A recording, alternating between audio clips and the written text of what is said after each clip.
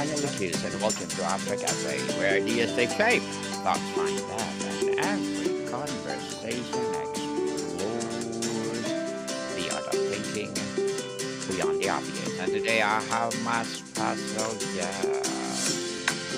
He's an architect, CEO, and cleaning industry innovator, none other than Miss Judith Virag. Welcome, Miss Judith on Apple Cafe. Can you please introduce more about yourself that I be missed? Uh, Hi, everybody. My name is Judith Virag, and I own and operate Clean Club Calgary. We're a residential and commercial cleaning service, and we actually also teach how to clean. And as you'd mentioned, I'm a former refugee, and I've been living in Canada for 35 years. And thank you so much for sharing your knowledge and wisdom to the world, Miss Judith.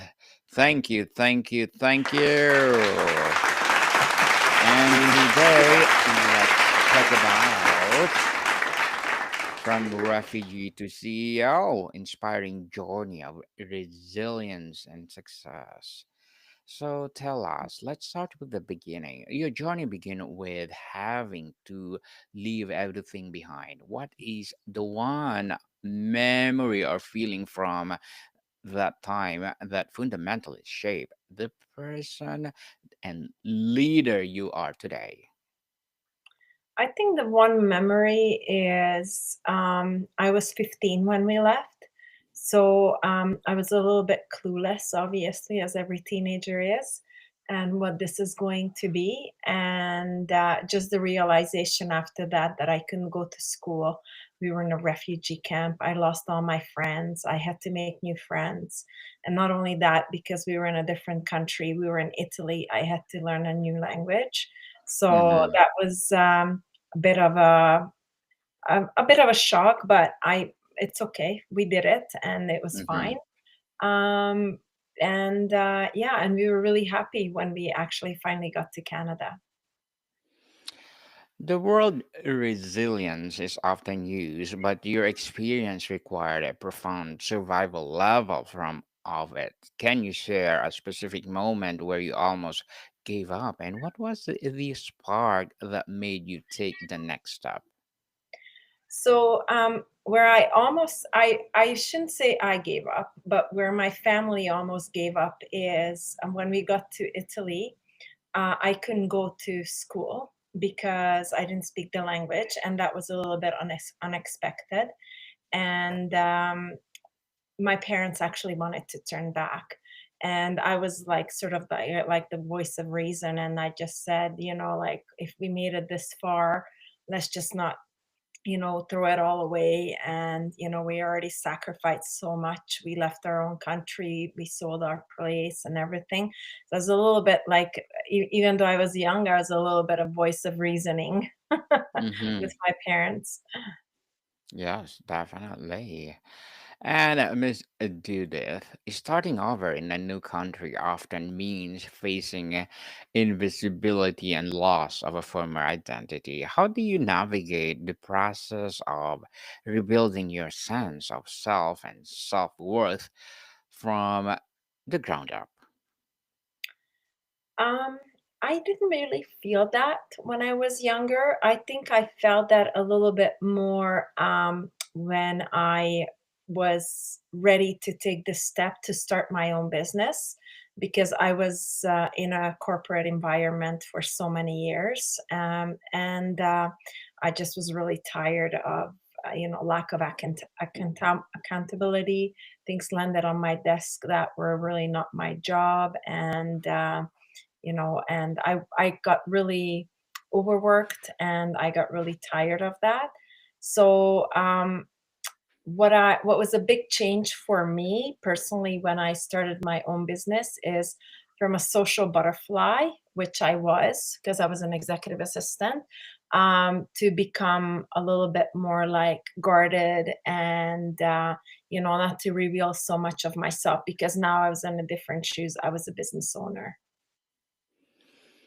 Miss Judith, tell us, what is your business all about? We do residential and commercial cleaning services, and then we also teach how to clean. Teach how to clean. Is that a courses that you are offering, Yeah. or so where do people can reach you regarding So this we have a topic? website for that. It's called cleaniq.ca.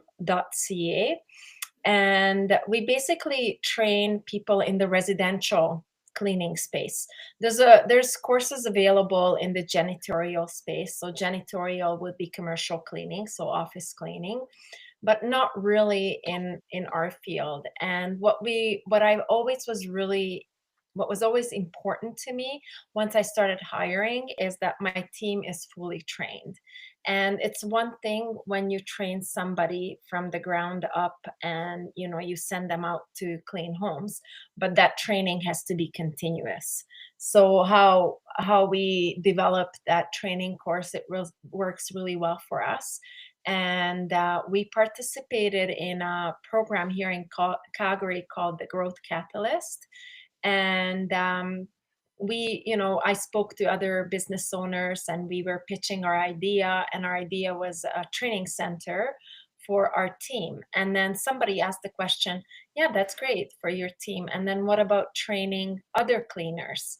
And that's when kind of the light bulb came on. So we actually built a hands-on training center in our facility, and people can come in and take a day course, or they can also take the full mastery course, which is 3 days.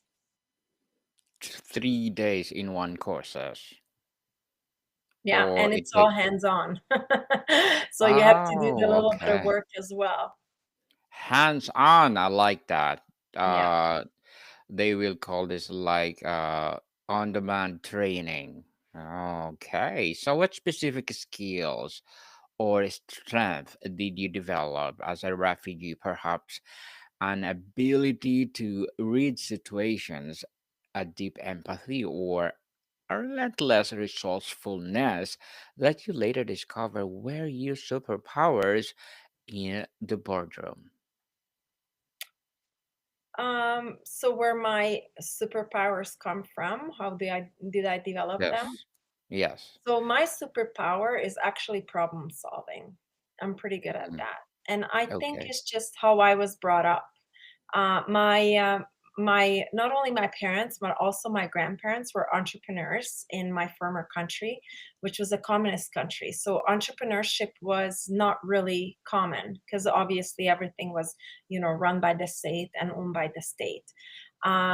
So I grew up in that environment, so I had to help, my grandparents. I had to help my parents with their businesses. And early on, I learned that there's always problems are going to rise all the time, and they have to be solved. So somehow you have to, quick thinking, um, coming up with ideas really quickly really worked for me. So that's kind of how I developed them just throughout my journey, my upbringing with my parents. They were really big on letting me make my own mistakes. They would explain, how to do something and how to solve the problem. And then they said, this is how I would do it, but you do your own thing and then you'll learn. So they were really big on letting me learn. Basically, we learned on our own skin, right? Mm-hmm. On our Yes. own experiences. On experiences is the real thing to do, and you will learn a lot. Many people see refugees' journey as a story of loss. How did you hold on to or even rediscover your sense of hope during the darkest times? Sense of hope during the darkest times. I Yes. I think attitude is everything. I've always had a positive attitude and outlook on life. I don't like to dwell on things a lot. I make decisions very quickly. So for me, it's always like I listen to my gut. How does this whole situation making me feel? And if if I don't feel well in the situation, I like to, exit gracefully. I like to call it, or just kind of stick with it and then, get through it. Because I'll give you an example. If you get into a hard conversation with your team member, we all have difficult conversations. You have to go through it. You have to explore. You have to be curious about that situation or that person. So always just trying to solve things, trying to make sure that everybody's okay, that everybody's needs are met. So yeah, that's just kind of how I operate. Positive attitude, and not to dwell on things. On the mindset and the pivot, there's a massive gap between surviving and thriving. What is the pivotal shift in your mindset that allowed you to move from simply building a safe life to daring to build a company and become a CEO? Courage. I think it takes a lot of courage. It also takes a lot of um, dealing with your own stuff, not to be bogged down by other people's problems, other people's drama. You have a certain drama in your life that kind of comes with family. If your family member gets sick, or if some situation you need to help and solve and things like that, and that's totally normal, right? But sometimes the extra stuff, when somebody is just maybe is not there mentally, maybe they need help and you try to help them, but they are not getting anywhere.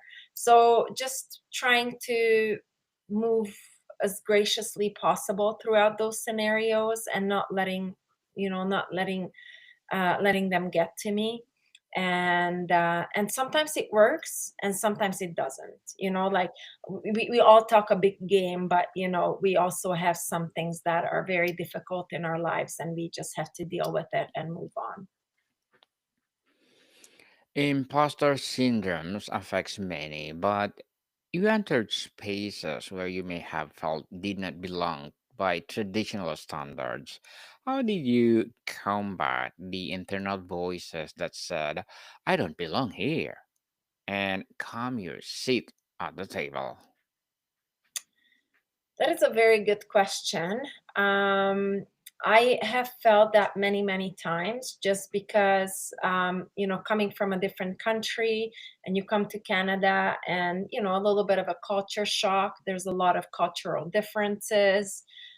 So you do get the feeling, like you go to high school and you had a different experience back in your home country, and this new high school is like really like it's in the movies. Hmm. And then Hmm. you're like, I don't know if this is my space, or I don't know if I belong here.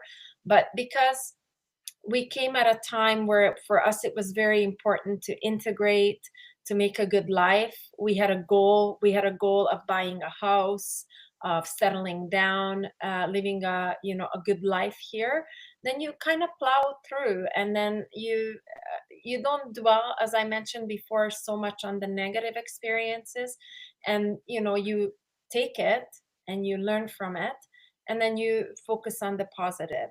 And when you have that feeling of not belonging, I think that's also normal. There can be a lot of situations, and it just really depends for me how I react to it. So like, for example, when you sign up to a networking event and the day Hmm. comes and maybe you've been really tired and you're like, I don't really want to go, I don't really feel like it, but you signed up for it, you paid. And as a business owner, you have a big responsibility of generating leads and all that. So you go, and then it turns out that you made a great connection, you met somebody great, maybe the presentation was amazing and you actually learned something. So that has been my experience. So I rely on my experiences, and most of the time the experiences are good. If it's a negative experience, because like you really maybe, I've had, in high school, tell me, you're never going to be anything because you're just an immigrant. Yes, a teacher told me that. So that really made me feel that I don't belong. But you just kind of shrug your shoulder and you're like, that's your opinion. I'm going to do my thing and I'm just going to, keep on studying, keep on doing my thing, learn English, be the very best that I can. And then you just persevere. Persevere for sure. So, Miss Judith, as an CEO, what are your short-term and long-term goals? Short term is right now. Some of our biggest goals as a company is fair living wages, which we were just certified 2 weeks ago. So we rolled out a brand new program for our team as to how they're going to reach fair living wages, and then we're revising our HR manual as well to have it in there what it looks like for a new team member when they are joining us. And the other one is financial success, so making a profit. So last August, I hired a fractional CFO, which whom I was working with, have been working with, and I like to be profitable. So these are some of the kind of like short-term goals that we want to accomplish by the end of this year, and then of course continue the financial success onwards. Long-term goals for me is, building a company that is a good workplace for especially newcomers. You talked about not belonging. I had those feelings. We talked about, sometimes how it's hard to find your footing. So I want to be that place where my team members can find, the very best workplace. The very best indeed, and good luck for that, Miss Judith. Good luck for your goals and looking forward for more success. And what would be your piece of advice for those people out there who want to be like you?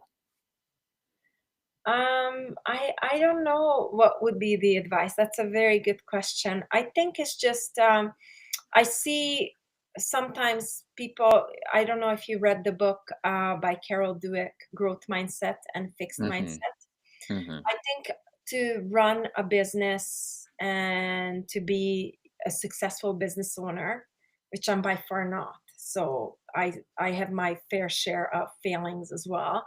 But I think you just have to have that growth mindset. You have to set goals. You have to look at your goals. We use the EOS system. So we look at our goals every quarter. Once a year, of course, we set them, and then we once a year we of course do a review if we have met them. And then also I think not being so hard on ourselves. Sometimes just because we don't meet a goal, that doesn't mean that we failed. I think it means that we worked really, really hard and maybe some obstacles came in, like let's say a pandemic. Whoever would have predicted a pandemic? And I think it threw a wrench into a lot of people's plans. Well, thank you for that advice, Miss Judith. And tell us, how has your experience of having everything stripped away influenced your leadership style, your company's values, and how you treat your employees? Um, I think that you kind of summarized it all. That Yes, is please. very it's crucial to set your company core values, your mission, your vision, and also your number one customer is your team member. Because if they need something, you need to provide that to them so they can do their job to the best of their abilities. So provide them with all the tools. Um, these are all extremely, extremely crucial to run a good business. I coach other business owners, and when they are not, when they say, I have high turnover, or, they have some issues, we always have to look at, what is your company culture? How do you communicate that culture? What do you do as a business owner to show those examples of how they should be lived by and how they should be practiced in your own business. So I think, trying to live in your values and trying to make sure that your team understands. So communication is key factor in everything. And a lot of times communication can also go sideways. So checking in with your team, you know, on an individual basis as well. Do they understand? Do they need help? Do they have any questions? Just always being available and being. So my leadership style, you were asking about that too, is that servant type. So I want to serve my team so they can do the best work. Miss Judith, your story is a powerful testament of human spirit. What is the one message you most want people to take away from your hearing your speak today? um One thing, anything in life, I think, um having owning a business or working in a job, being in corporate or whatever that is, I think, having a positive attitude, trying to communicate, with, effectively with people, being open, being curious, is something that is going to go a long way.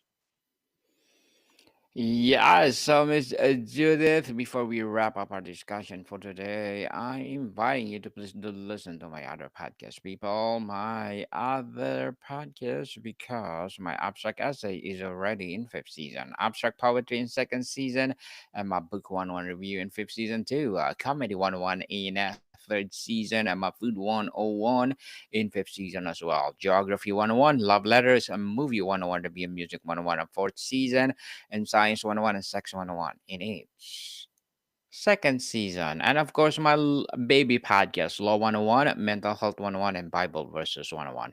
Please listen to them wherever you listen your podcast. So, Miss Judith, finally looking at your incredible arc from refugees to CEO, what would be the next thing for you? The next thing is I really want to take, clean IQ to the next level. So making sure that, you know people are trained. Cleaning is, when I hire new people, I like to say cleaning is not like brain surgery, but it's very, very close because there's so many little things, intricate things we have to know, like what product to use on what surface. You know, very, detailed information on, how to dust, top to bottom, left to right, method, and things like that. So the more we can educate people, for cleaning companies, the less mistakes they're going to make, the less damage they're going to cause. And when that happens, the team member is happy, the customer is happy. So it's kind of an all around, circle. Miss Judith, thank you so much for sharing your knowledge and wisdom to the world. So can you please invite our listeners to support your business, your advocacy, or whatever projects that you're doing right now? Yeah, so they can, look us up at, cleanclubcalgary.com, or they can also look our, training facility at c90.ca. Yes, people, let's support Miss Judith Virag because if you support her for sure more and more empowering business will like this to come. So Miss Judith, thank you so much for your time. Thank you. More to come, people. See you soon.